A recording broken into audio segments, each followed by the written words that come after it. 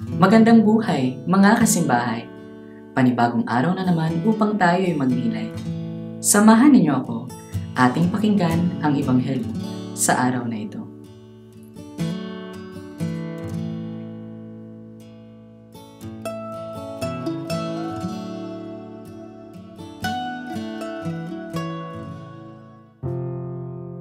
Ang mabuting balita ng Panginoon ayon kay San Lucas.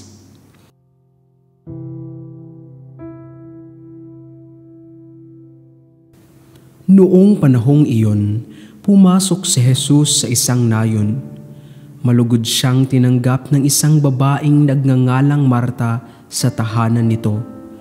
Ang babaeng ito ay may isang kapatid na Maria ang pangalan. Naupo ito sa paanan ng Panginoon at nakinig sa kanyang itinuturo. Alalang-alala si Marta sapagkat kulang ang kanyang katawan sa paghahanda, kaya't lumapit siya kay Jesus at ang wika, "Panginoon, sabihin nga po ninyo sa kapatid kong tulungan naman ako."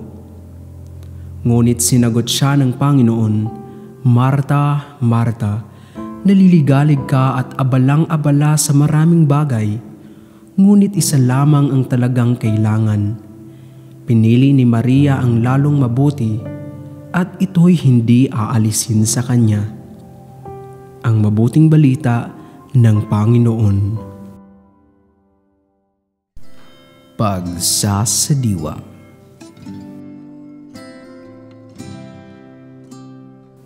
Marta, Marta, naliligalig ka at abalang-abala sa maraming bagay. Pinili ni Maria ang lalong mabuti. Halos palasak na ang pagpapaliwanag sa pagbasa ngayon sa dalawang pananaw ukol sa pamumuhay Kristiyano bilang pagsunod kay Kristo, sa paggawa at panalangin.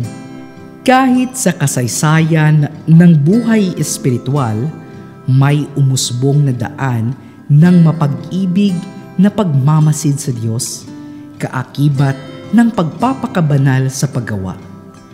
Marahil, maaalala din natin ang kasabihang ora et labora, magdasal at gumawa. May nagsasabi din na tila bang magkasalungat ang paggawa at panalangin sa buhay Kristiyano. Higit na mainam na tingnan ang paggawa at pagdarasal bilang kapwa mahalagang bahagi ng ating buhay.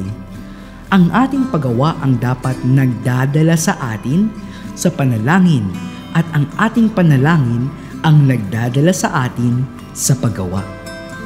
Kapwa mahalaga ang panalangin at paggawa sa isang balanseng buhay pananampalataya. Pagsasagawa.